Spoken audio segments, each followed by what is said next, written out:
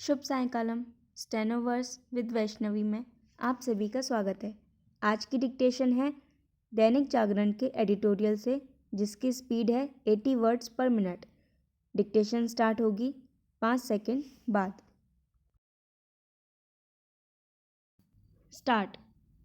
एक ऐसे समय जब कड़ाके की ठंड खत्म होने का नाम नहीं ले रही है, तब यह तथ्य सामने आना और भी अधिक निराशाजनक है कि वायु प्रदूषण भी गंभीर रूप लेता जा रहा है।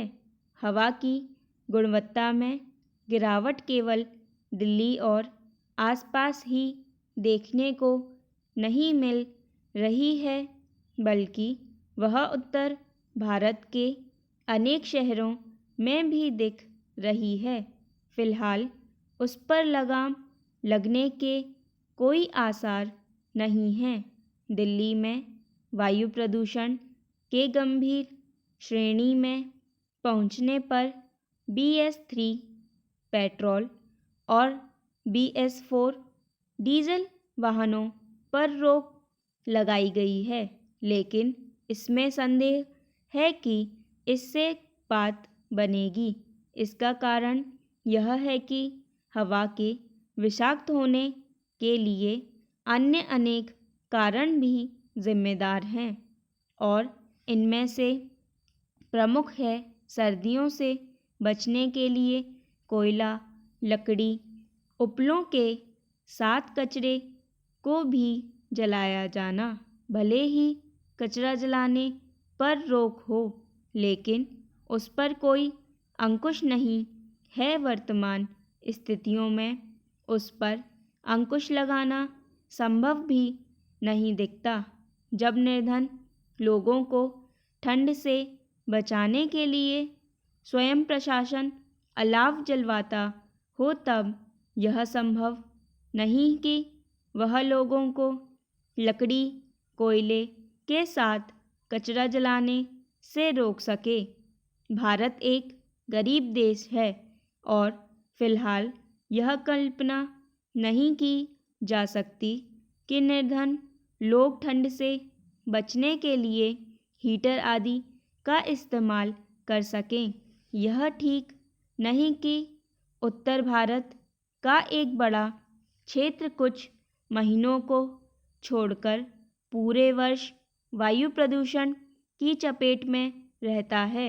वह रह रहकर गंभीर श्रेणी में भी पहुंचता रहता है। सर्दियों के मौसम में ऐसा कुछ अधिक ही होता है। इसका कारण यह है कि वायु प्रदूषण के लिए जिम्मेदार विभिन्न कारणों का प्रभावी ढंग से निवारण करने में सफलता नहीं मिल पा रही है। इसकी पुष्टि राष्ट्रीय स्वच्छ वायु कार्यक्रम की ताज़ा रिपोर्ट से भी होती है। केंद्रीय प्रदूषण नियंत्रण बोर्ड के तहत 2019 में यह कार्यक्रम 100 से अधिक शहरों में शुरू किया गया था। इसका लक्ष्य इन शहरों में हवा के स्तर को सुधारना था। इस कार्यक्रम के 4 वर्ष पूरे होने के बाद यह पता चला कि लगभग किसी भी शहर ने अपने लक्ष्य को पूरा नहीं किया। ऐसा तब हुआ जब हवा को स्वच्छ रखने के लिए विभिन्न शहरों को 6,000 करोड़ रुपए से अधिक दिए गए। जिन कुछ शहरों में वायु की गुणवत्ता में आंशिक सुधार हुआ, वहाँ इन सर्दियों में स्थिति फिर से खराब हो गई। एक तरह से जहाँ से चले थे वहीं पहुँच गए। इससे संतुष्ट नहीं हुआ जा सकता कि राष्ट्रीय स्वच्छ वायु कार्यक्रम के तहत हवा को स्वच्छ रखने के लक्ष्य को आगे बढ़ा दिया गया है, क्योंकि यदि इस कार्यक्रम की नाकामी के कारणों का निवारण नहीं किया जाएगा, तो फिर स्थितियां बदलने वाली नहीं हैं। पूर्णविराम पैरा। उत्तराखंड पर बढ़ते कर्ज के बोझ के बीच यह बात सुकून देने वाली है कि सरकार चालू वित्तीय वर्ष के 9 महीनों में बाजार से अधिक ऋण लेने से बचने में सफल रही। हालांकि अब वित्तीय वर्ष की अंतिम तिमाही में 2 से 2.5 हजार करोड़ रुपए का ऋण लेने की स्थिति बन रही है। कार्मिकों के वेतन भत्ते और पेंशनरों को पेंशन भुगतान के लिए यह ऋण लेना पड़ेगा।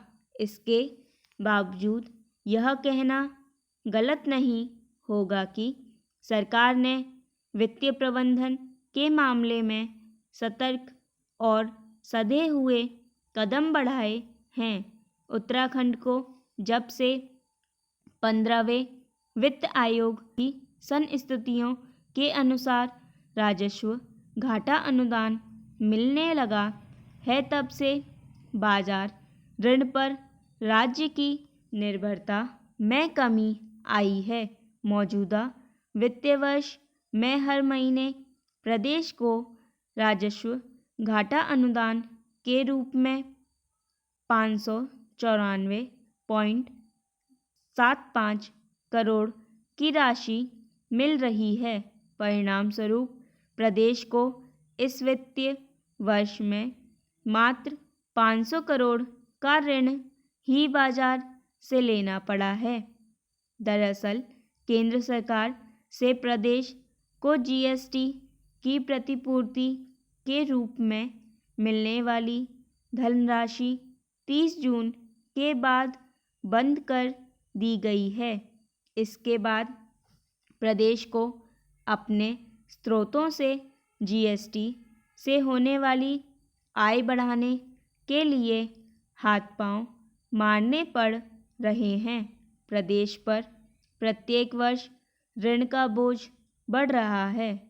31 मार्च 2022 को ऋण देनदारी बढ़कर 78,764 करोड़ रुपए हो चुकी है।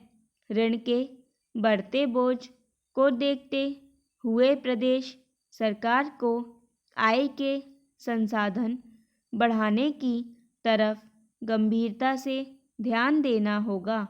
खर्चे हर साल बढ़ रहे हैं, लेकिन उसके सापेक्ष आय में बढ़ोतरी नहीं होने से सरकार की चुनौती बढ़ रही है। सरकार को चाहिए कि जिन क्षेत्रों से राजस्व बढ़ सकता है, वहां विशेष ध्यान दिया जाए। आय के नए स्रोत विकसित किए जाएं, तभी राज्य आर्थिक रूप से मजबूत होगा। पूर्णविराम स्टॉप।